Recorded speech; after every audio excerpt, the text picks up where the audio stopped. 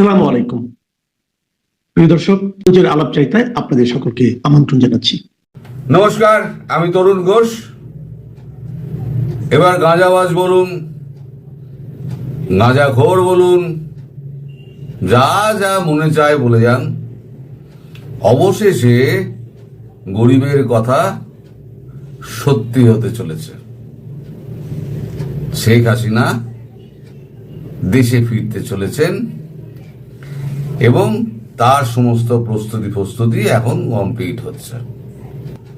তবে খুব শিগগিরই, এই যে কদিন ধরে আমি আপনাদের বলছিলাম না যে একটা ব্যাকডোর চ্যানেলে একটা কথাবার্তা চলছে, কারণ গতকালকে এই যে গত পরশু দিনকে কালকে খবরের কাগজে বেরিয়েছে আমাদের এই যে ট্রেড ডিল বাতিল করে দেওয়া হয়েছে। এটা ইউএস এর কাছে একটা মহা চাপের ব্যাপার, ভীষণ চাপ। কারণ আমেরিকাকে যদি মাল না দেয় আমেরিকা, তাহলে কিন্তু হাত পা চড়িয়ে কান্নাকাটি শুরু করে দেবে, বিশেষ করে ওষুধ এবং আপনার এভিয়েশন ফুয়েল। এখন ট্রাম্প বাবু টনক ধরেছে, তার আগে থেকেই অবশ্য Tracey Ann Jacobson, Marco Rubio এরা নানাভাবে বাংলাদেশের স্থিতিশীলতা নিয়ে, কি করে স্থিতিশীলতা আনা যায় তা নিয়ে ভারতবর্ষকে চিন্তা ভাবনা করতে বলেছিল। তা ভারতের একটা বক্তব্য ছিল যে এর আয়দা তো আপনারা ফেলিয়েছেন, এই নোংরা পোড়া জায়গা তো আপনারা করেছেন, আপনাদের জায়গা আপনাদের পরিষ্কার করতে হবে। এখন আপনারা নোংরা করবেন আর ঝাড় দিয়ে পরিষ্কার করবে ভারতবর্ষ, তা তো হয় না। আর ভারতবর্ষকে যদি পরিষ্কারই করতে হয় তাহলে মানে যেভাবে করবে তাতে আপনাদের নাক কাটা যাবে। সুতরাং কি করবেন না করবেন বুঝে নিন। এবার যে কথাবার্তা যেটা হয়েছে, আপনাদের দেশে একটা ইন্টারিম গভর্নমেন্ট হবে। এই বাংলাদেশ এবং ইউএস কে বাদ দিয়ে যে কোনো তৃতীয় রাষ্ট্র এইখানে একটা ইন্টারিম গভর্নমেন্টের লোক ঠিক করে দেবে। সেই ইন্টারিম গভর্নমেন্টের অধীনে 6 মাসের মধ্যে নির্বাচন করা হবে।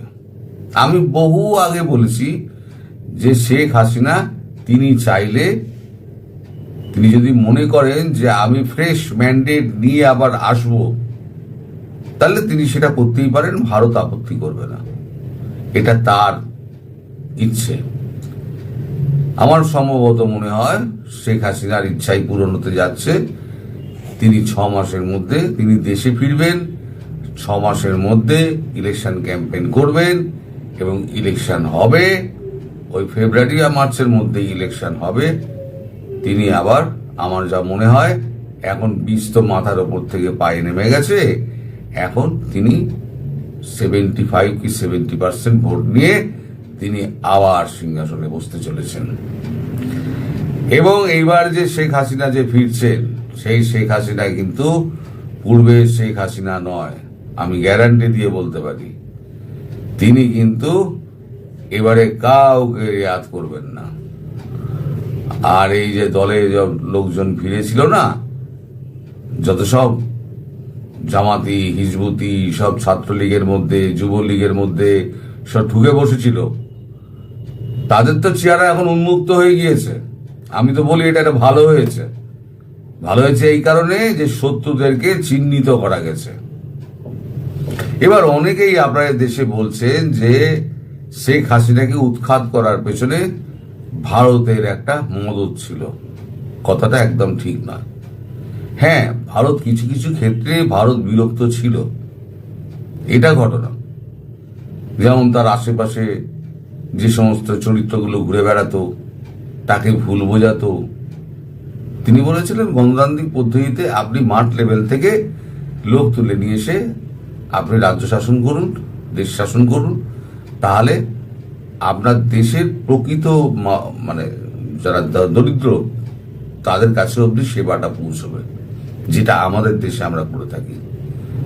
তা তিনি শোনেননি, সেটা তার ব্যাপার। তিনি তার পারিষদ নিয়ে তিনি রাজ্যপাট চালিয়েছেন, আর সমস্তটাই হচ্ছে ওই সচিব ভিত্তিক তার রাজ্যপাট চালানো।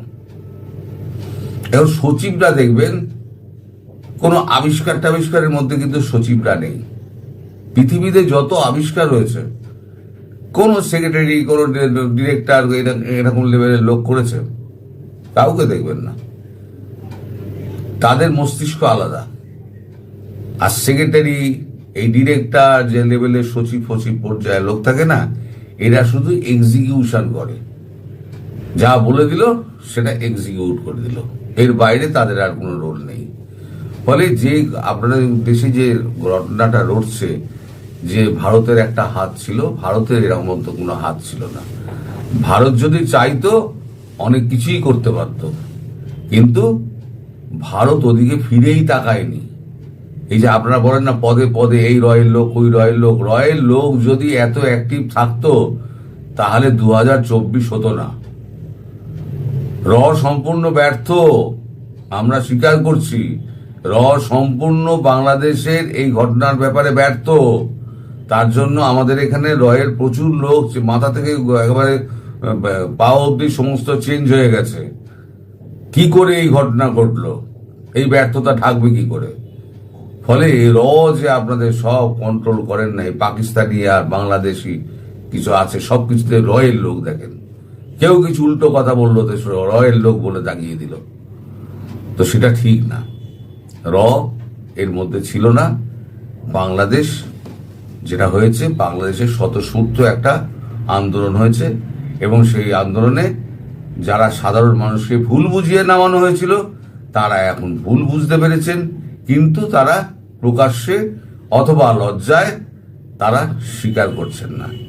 আর এই রাতারাতি যারা এই আলবদর আর অমুক তমুক যারা মাথায় ফেটটি বেঁধে সব রাস্তায় নেমে গেছিল, তারা দেখছি সব আস্তে আস্তে পাল্টি খাচ্ছে। বুঝতে পারছে সময় খারাপ এসে গেছে, তাই এখন পাল্টি খাচ্ছে। সে আপনি শিল্পী থেকে সাংবাদিক বলুন পর্যন্ত বলুন, সব। এখন অনেকেই দেখবেন সে লাল ফেসবুকে রং করেছিল, আমি শুনেছি, সে সমস্ত এখন পাল্টে গিয়েছে। এখন তারা এখন প্রো হাসিনা হতে চাইছেন। তা কেন হতে চাইছেন? তার মানে কিছু একটা ঘটছে। এই যে আপনাদের দেশে হঠাৎ গেল ইউনূস গেল, আমি তো 1.5 মাস আগে থেকে বলছি ইউনূস ব্যাগ গোছা। আমারই বাংলাদেশে এক বন্ধু আমার থাম্বনেল করে দেয়। এখন তো বলার সময় নয়, বলতে পারবো না। বলার সময় আসুক, তাকে আমি সামনেও নিয়ে আসবো, আপনার সঙ্গে কথাও বলিয়ে দেবো, কিন্তু সে পেছন দিক দিয়ে এখন সাহায্য করে, সামনে আসে না। আমরা যত থাম্বনেল দেখেন না, সে নিজে ইন্টারেস্ট নিয়ে আমাকে ফোন করে সাবজেক্ট ছেড়ে নিয়ে সে আমার থাম্বনেলটা তৈরি করে দেয়। তো সে অন্তত জানে যে আমি এটা 1.5-2 মাস আগে থেকে বলে যাচ্ছি, ইউনূস ব্যাগ গুছাও, তোমার টাইম হয়ে গেছে। হ্যাঁ, তখন আমাকে প্রচুর লোকে নানান রকম গল্প টল্প বলতো, অনেক গাঁজাবাজ, মানে গল্পবাজ, গাঁজাবাজ, কেজি গাঁজা খেয়েছে, অমুক তমুক। আপনারা 2 দিন বাদে লিখুন, আজকেও লিখুন, আমি আপত্তি করবো না, আজকেও লিখুন, কিন্তু 2 দিন বাদে আপনাদেরই লজ্জা হবে লিখতে। এর মধ্যে কিছু বুদ্ধিমান আবার দর্শক আছেন, তারা আবার লেখেন যে আপনি বলে যান, শেষ হাসি কিন্তু আপনি হাসবেন, আমরা বুঝতে পারি। বাংলাদেশের মানুষ এত সরল, তারা মনে করেন আমি আজকে যেটা বললাম কালকেই বোধহয় সেটা হয়ে যাবে। সেটা সম্ভব নয়। এটা একটা আলোচনার মধ্যে দিয়ে এই জিনিসগুলো হয়, সেই আলোচনাটা কানে আসে, সেই আলোচনাটা পাকবে, পেকে তারপরে তার পরিস্ফুটন ঘটবে, সময় লাগে, তো সেই সময়টুকু দিতে হবে। তো আমি যেটা 2 মাস আগে বলেছিলাম ইউনূস ব্যাগ গোছাতে, তা এখন ইউনূসকে সত্যি সত্যি ব্যাগ গোছাতে হবে। কারণ ইউএস এখন আর চাইছে না, মানে ইউএস এর কাছে ইউনূস এখন বোঝা হয়ে গেছে। তার তো যা নেওয়ার সে তো এখন জান্তা সরকারের সঙ্গে, মায়ানমারের সরকারের সঙ্গে বুঝে নিয়েছে, তার তো আর করিডোর লাগছে না। আর এদিকে শিব গড়তে তো বাঁদর করে ফেলেছে ইউনূস তার সরকারকে দিয়ে, সমস্ত সন্ত্রাসবাদীদের ছেড়ে দিয়ে দেশটার 12টা বাজি দিয়েছে। মুখ পুড়েছে কার? মুখ ইউনূসের যেমন পুড়েছে, তার থেকে বেশি পুড়েছে হচ্ছে আমেরিকার, ডিপ স্টেটের। এবার ডিপ স্টেট যদি ওখানে যায়, ডিপ স্টেটও লাথি মারবে।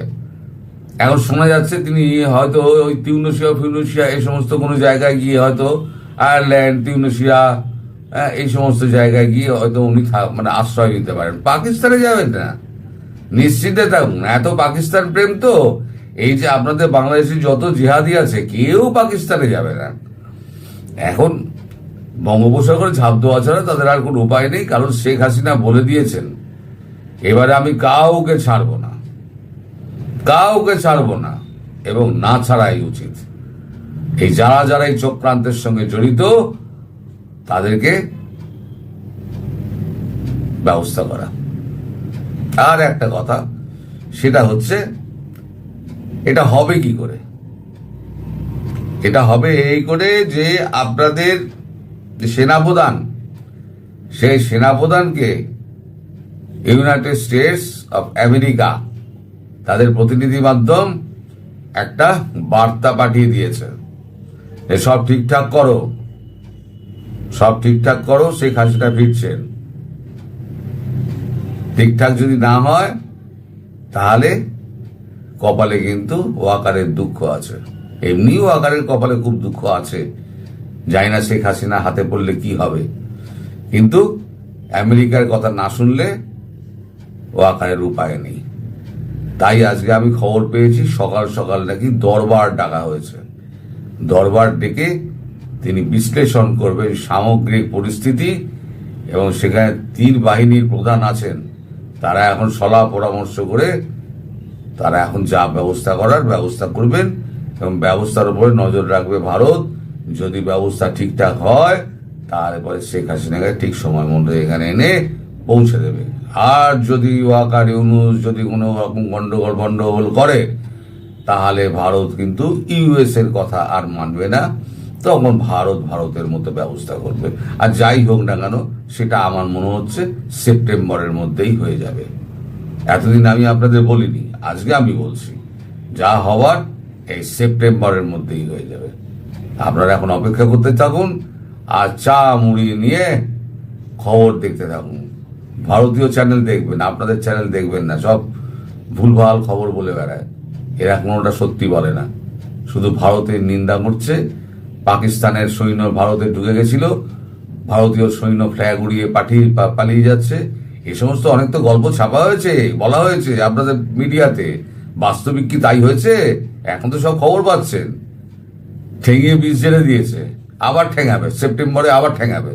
এই সমস্যাটা মিটে যাবে। শেখ হাসিনার এক সমস্যা যেটা আছে, বাংলাদেশের সমস্যা, এটা মিটে যাবে, ঠেঙানি শুরু হয়ে যাবে, দেখে নেবেন। আপনারা সবাই ভালো থাকবেন, সুস্থ থাকবেন।